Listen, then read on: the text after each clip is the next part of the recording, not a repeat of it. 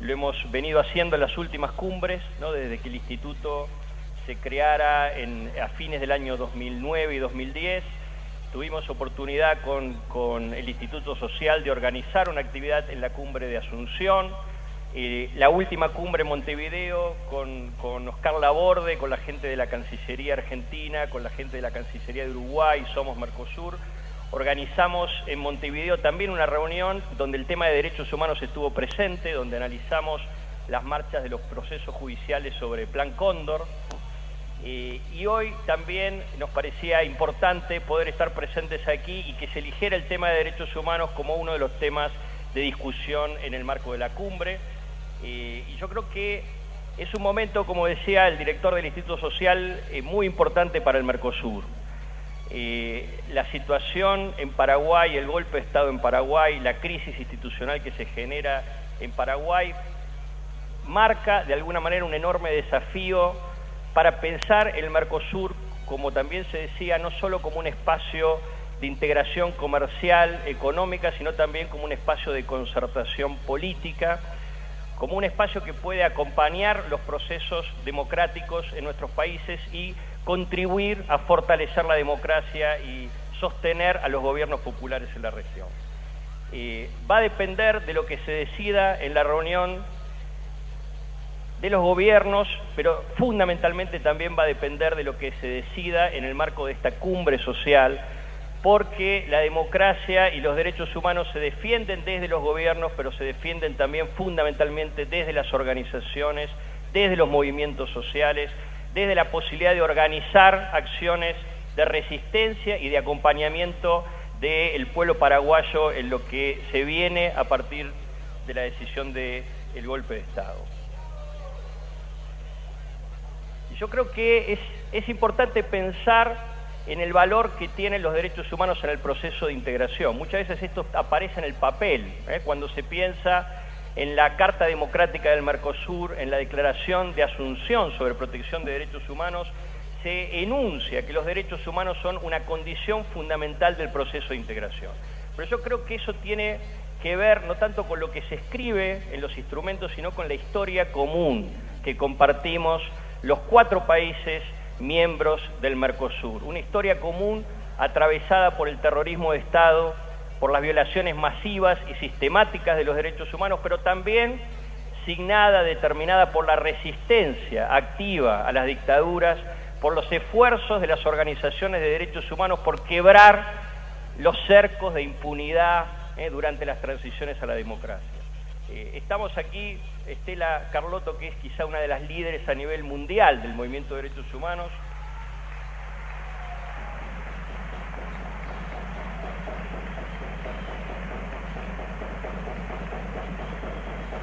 Con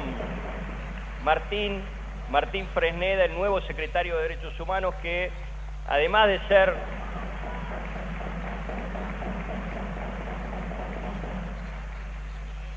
hijo de desaparecidos, militante de una organización de derechos humanos, ha sido uno de los artífices de algunos de los juicios paradigmáticos más importantes, vinculados con el juzgamiento de los crímenes de la dictadura militar.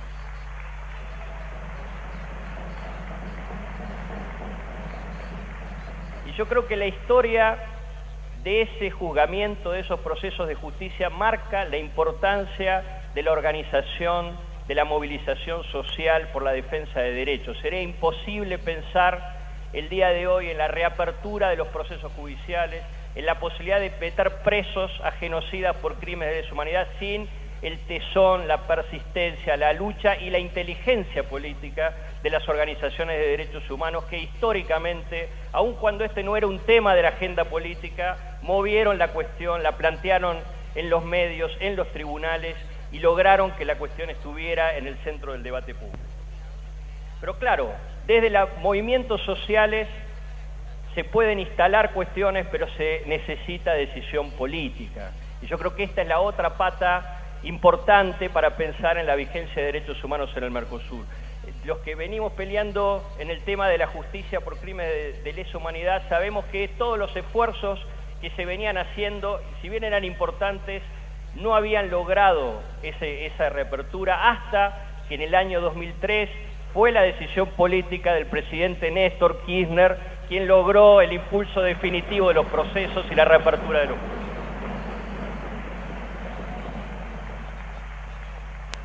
Y yo creo que eso es importante para pensar hoy cómo garantizar los derechos humanos en el Mercosur. Tiene que ser tema de los gobiernos, tiene que ser tema de los sectores políticos, pero tiene que haber movilización social, organización social, y el rol de esta cumbre social es fundamental para que esos derechos no queden en el papel, sino que se reflejen en la vida cotidiana de nuestros pueblos. La creación del instituto que dirijo, del Instituto de Políticas en Derechos Humanos del Mercosur, apunta en esa dirección, tener una instancia regional que pueda trabajar con los gobiernos, apoyar los esfuerzos de los gobiernos en implementar políticas nacionales, pero también en coordinar políticas a nivel regional. El día de ayer, el Congreso argentino, la Cámara de Diputados, convirtió en ley el acuerdo de sede que le da a este Instituto de Derechos Humanos el rango de una organización internacional de Mercosur. Y creo que ha sido sumamente oportuna esa decisión, porque claramente al día de hoy, con la crisis en Paraguay, con el golpe de Estado en Paraguay, reforzar la idea de que los derechos humanos son una condición fundamental del proceso de integración es más importante que nunca. La pelea por la vigencia de los derechos humanos, como está demostrado en el juzgamiento de los crímenes de lesa humanidad, requiere movilización social, genera conflictos, genera disputas y genera reacciones. Y yo creo que el episodio que conduce al golpe de Estado en Paraguay muestra que uno de los principales factores de inestabilidad política en las democracias en la región tienen que ver con los derechos que todavía nos resta conquistar, y en particular con los derechos sociales que nos resta conquistar. Un compañero de Paraguay, Fernando Tatter, me hacía llegar un documento muy importante en Paraguay, quizá no tan conocido en el resto de los países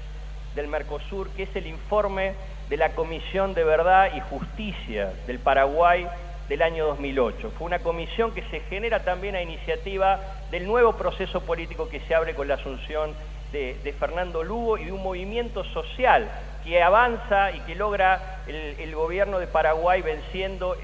a los partidos que tradicionalmente detentaron el poder en ese país. Es importante marcar que en ese informe de la Comisión de Verdad y Justicia, uno de los temas centrales que describe las prácticas de la dictadura estronista en Paraguay es la distribución de tierras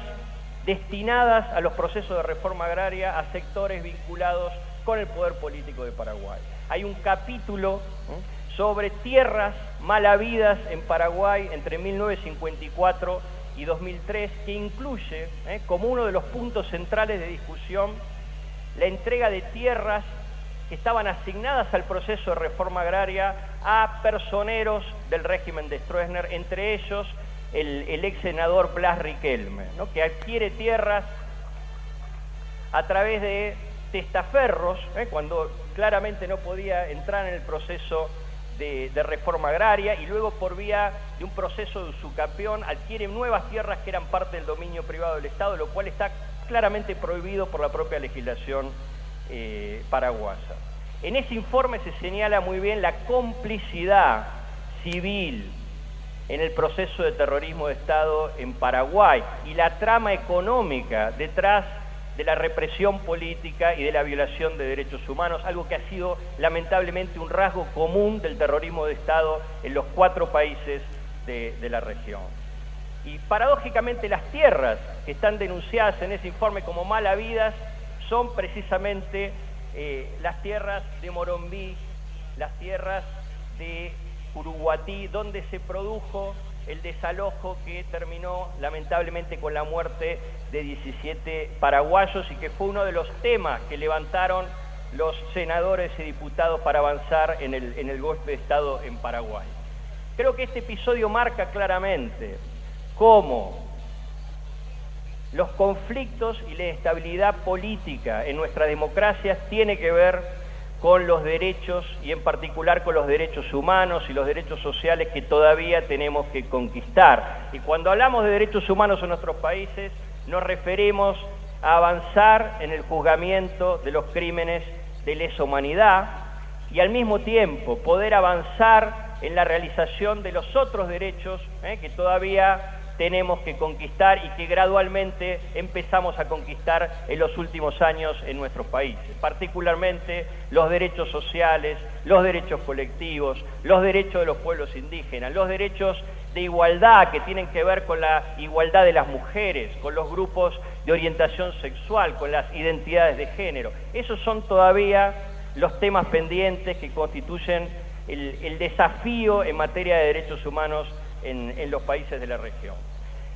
Conquistar derechos genera resistencia. Hay sectores conservadores que todavía tienen poder político en nuestros países y que van a intentar seguir bloqueando, enfrentando los procesos de cambio. La mejor defensa pasa no solo por preservar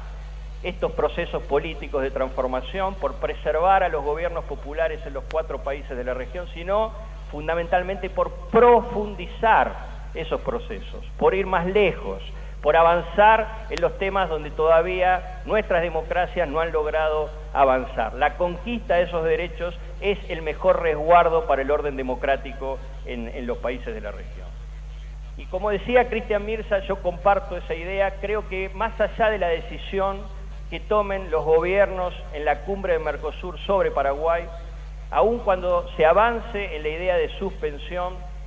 creo que no podríamos tomar esa suspensión como un sinónimo de congelamiento del Mercosur. Yo creo que el peor error que podría cometer el Mercosur es asimilar la suspensión de Paraguay como un proceso de congelamiento de la estructura del Mercosur. Yo creo que es el momento de reactivar aún más el Mercosur social, el Mercosur político, de acompañar el proceso político que se dé en Paraguay, de resguardar los derechos, sobre todo de los dirigentes sociales, políticos, evitar represalias, evitar persecución, garantizar procesos electorales abiertos y limpios, y creo que ahí el Mercosur puede demostrar que es un espacio adecuado, no solo como integración económica y comercial, sino también como foro,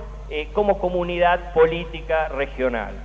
Creo que podemos salir fortalecidos de esta crisis. Va a depender de lo que decían los gobiernos, pero fundamentalmente va a depender también de la movilización de las organizaciones sociales, sindicales, campesinas, de derechos humanos que se congregan en esta cumbre, y los convoco también a acompañar las discusiones que los gobiernos den, no solo el día de hoy, sino, como decía Cristian, en el futuro respecto de la situación en Paraguay. Construir un espacio político sólido en el Mercosur, en el UNASUR, es la mejor garantía para profundizar los procesos de transformación social en curso con gobiernos populares, progresistas, transformadores en los países de la región.